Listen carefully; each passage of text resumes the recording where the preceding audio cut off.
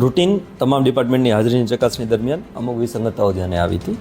તેના પર હાજરીની ડિજિટલ વિગતો ચકાસતા 3 કર્મચારીઓ મનદીપ ચાવડા, રોહિત બાવળિયા અને અભય ચૌહાણ સાથે અમુક કર્મચારીઓનો ઇન અને આઉટ ટાઈમ ખૂબ નજીક હોવાનું ધ્યાન પર આવ્યું હતું.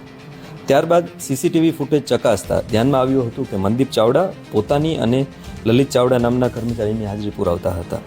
વિમલ બાવળિયા, રોહિત અને રાજેશભાઈની હાજરી પુરાવતા હતા અને અભય ચૌહાણ, સંજય ચાવડાની હાજરી પુરાવતા હતા.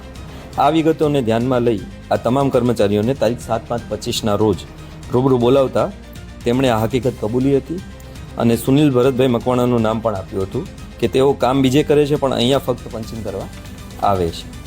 આ અંગે સુનિલભાઈના ભાઈ વિપુલભાઈને અત્રેની સમક્ષ હાજર રાખતા તેમણે પણ આ બાબતની પુષ્ટિ કરી હતી. આ તમામ લોકોએ લેખિતમાં પણ આ માહિતી માફીનામા સાથે અમને સોંપેલ છે.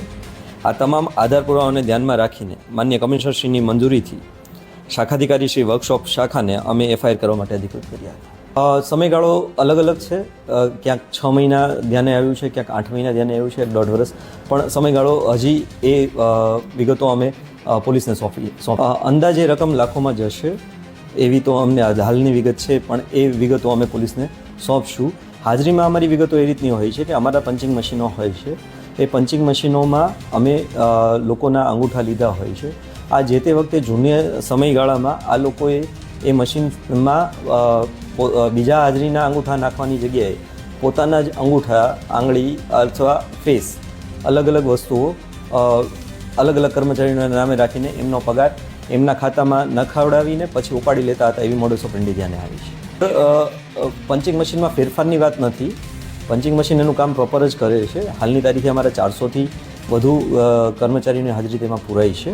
પરંતુ આ કર્મચારીઓએ એવું મોડસ ઓપરેન્ડી ધ્યાનમાં આવી છે કે પોતાના જ અંગૂઠા, આંગળી અલગ અલગ કર્મચારીના નામે રજીસ્ટર કરાવ્યા હોવાનું ધ્યાનમાં આ આપણે જે નોર્મલ અત્યારે જે આધાર અનેબલ ડિવાઇસીસ જોઈએ છે, આ આધાર અનેબલ ડિવાઇસીસ નથી હોતા.